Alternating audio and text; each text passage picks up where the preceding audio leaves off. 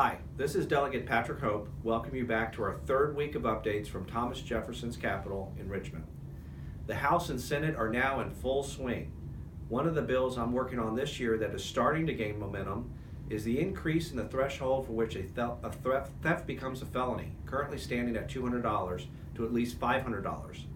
That effort has won Republican support in the state Senate. Virginia and New Jersey are the only two states where someone can be convicted of a felony theft if he or she steals something valued at more than $200. 39 other states have thresholds of $500 or more. I'm hopeful Virginia will make improvements in this area. My bill should get a hearing in the House sometime next week or the week after. Staying in the Senate, unfortunately, they voted on Tuesday to repeal an old law banning guns, as well as Bowie knives, daggers, and other weapons from places of worship. The measure passed along party lines. The bill now heads to the House. Governor Northam has signaled that he will veto the measure if it reaches his desk. The governor doesn't believe, as do I, that more guns in more locations is a solution to the problem of gun violence. Meanwhile, a House of Delegates subcommittee voted down a bill to ban bump stocks Thursday, despite hearing emotional testimony from a survivor of Las Vegas shooting that killed 58 people last year. The House Militia, Police, and Public Safety Subcommittee stopped the bill on a 4-2 party line vote. The subcommittee also killed several bills to establish universal background checks on gun purchases and my bill to ban assault weapons that can fire more than 10 rounds of ammunition. I still have 2 gun safety bills awaiting a hearing that would make family home daycares more safe and ban all firearms in the Capitol and legislative buildings.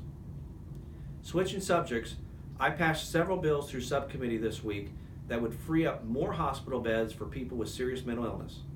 State hospitals are operating at near maximum capacity, and it's necessary to ensure that ready access for those in need of serious hospitalization. My bills will prevent unnecessary hospitalizations and serve more people in outpatient settings.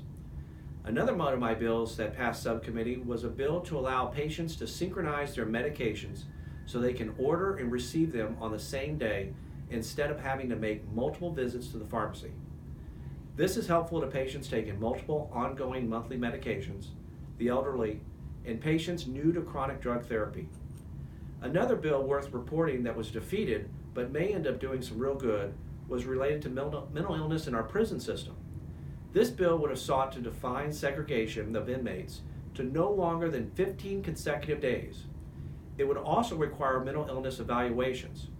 While the bill was defeated, and I'm disappointed of that, the subcommittee agreed to send a letter to the Deeds Commission, a mental health commission on which I serve, to study the effects of mental illness in prisons, evaluate their mental health services, and help us to determine services that can be better delivered and improved in prisons. Well, that's all for this week. Please join me here next week where we continue our legislative updates right here from Richmond. As a reminder, you can always contact my office at area code 804-698-1047 or email me at delhope, that's DELHOPE, at house.virginia.gov. Thanks for watching, and we'll see you back here next week.